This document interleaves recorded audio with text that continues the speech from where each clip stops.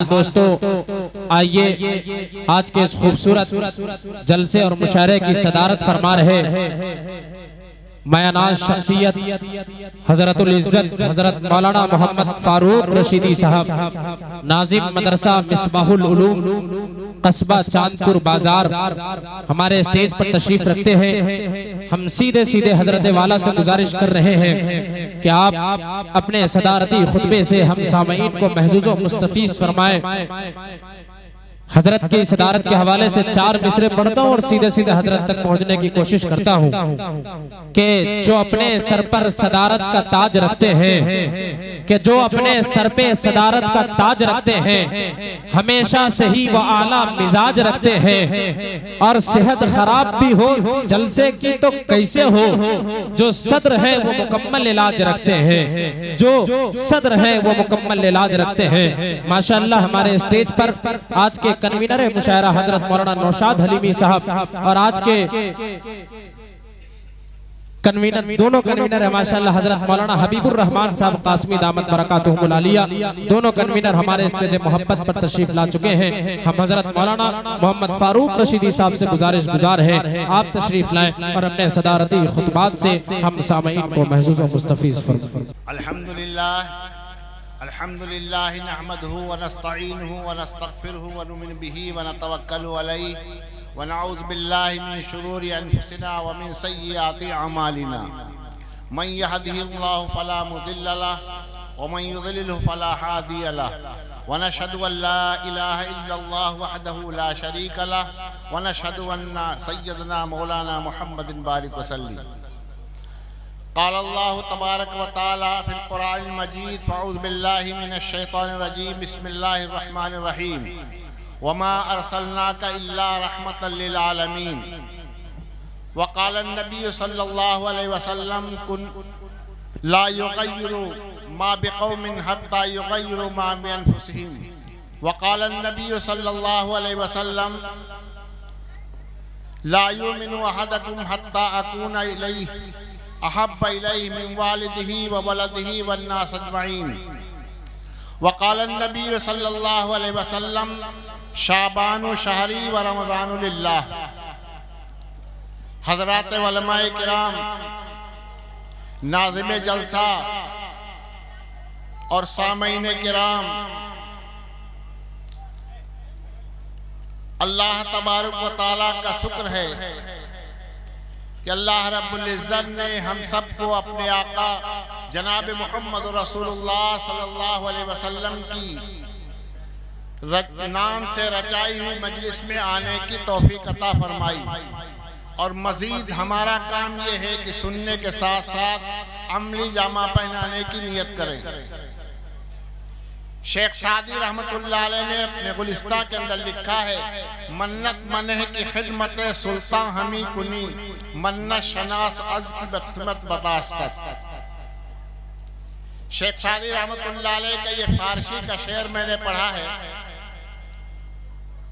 شیخ Saadi رحمت اللہ علیہ فرماتے ہیں کہ اگر کوئی آدمی بادشاہ کا خادم ہو اور بادشاہ کے دربار میں رہتا ہو تو یہ اپنے آپ کو فخر نہ سمجھے کہ ہم بادشاہ کے دربار میں رہتے ہیں، ہم بادشاہ کے قریبی ہیں، بلکہ احسان یہ مانے کہ بادشاہ نے تم کو اپنی خدمت میں رکھ لیا۔ کہنے کا مطلب یہ ہے کہ دنیا کے اندر بہت سی قومیں آباد ہیں، آپ کی بستی کے اندر کئی قوم کے لوگ آباد ہیں، لیکن ہم سب کالی کملی والے آقا جناب محمد رسول اللہ صلی اللہ علیہ وسلم کے امتی ہیں۔ اس بستی کے اندر ہماری اکثریت ہے، لیکن قابل مبارکباد وہی لوگ ہیں جنہوں نے اپنے گھر کو اللہ کے واسطے چھوڑ دیا اور کالی کملی والے آقا جناب محمد رسول اللہ صلی اللہ علیہ وسلم کی مجلس میں آ کر کے عشق نبی میں بیٹھ کر کے نبی کریم صلی اللہ علیہ وسلم کی سیرت کو سننے کے لیے اپنے آپ کو کھپایا۔ یہ بڑے ہی فخر کی بات ہے، ورنہ ہر آدمی کہتا ہے کہ ہم نبی کے ماننے والے ہیں، ہم سب عاشق رسول ہیں، میرے محترم بزرگ دوستو، آپ کا یہ جلسہ جلسہ سیرت النبی اور نعتیہ مشاعرے کے نام سے ہے۔ آج نہیں بلکہ کئی سالوں سے اس محلے کے اندر آپ کی موجودگی میں، بلکہ کہا جائے میری موجودگی میں برابر یہ پروگرام ہوتا ہے۔ میں نے قرآن مقدس کی ایک آیت پڑھی جس کے اندر اللہ رب العزت ارشاد فرماتے ہیں کہ اس قوم کے اندر جس کے اندر بدلاؤ پیدا نہیں ہوا، وہ قوم کبھی کامیاب اور سرسبز نہیں ہو سکتی۔ ہم اگر دیکھیں تو سیرت کے نام سے، سیرت کے جلسے کے اندر، اس کے انعقاد کے اور اس کے انتظام میں اپنے آپ کو کھپایا، لیکن یہ طے نہیں کیا کہ علماء کرام کے بیانات سن کر کے کالی کملی والے آقا جناب محمد رسول اللہ صلی اللہ علیہ وسلم کی سیرت کو اپنائیں گے۔ ہر سال نیا مقرر آپ کی سرزمین کے اوپر آتا ہے، چوٹی کا عالم آتا ہے، 4 زبانوں کا جاننے والا چترویدی آتا ہے، وہ آپ کے قرآن کے نسخے سے، حدیث کے نسخے سے اور گیتا اور رامائن کے نسخے سے ہماری اور آپ کی اصلاح کرتا ہے۔ لیکن ہم نے آپ کو یہ نہیں سمجھا کہ ہمارے علماء کے آنے کا اور ان کے بیان کا مقصد کیا ہے۔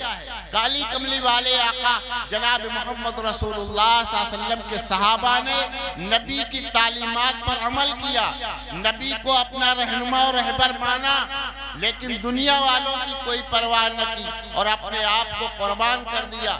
میرے محترم بزرگ دوستو، ہم سب کے لیے ضروری ہے کہ ایسی مجلسوں کو پانے کے بعد اپنے آپ کو نبی کریم صلی اللہ علیہ وسلم کے نقش قدم پر چلائیں، ورنہ دوستو دنیا کے بڑے حالات خراب ہیں۔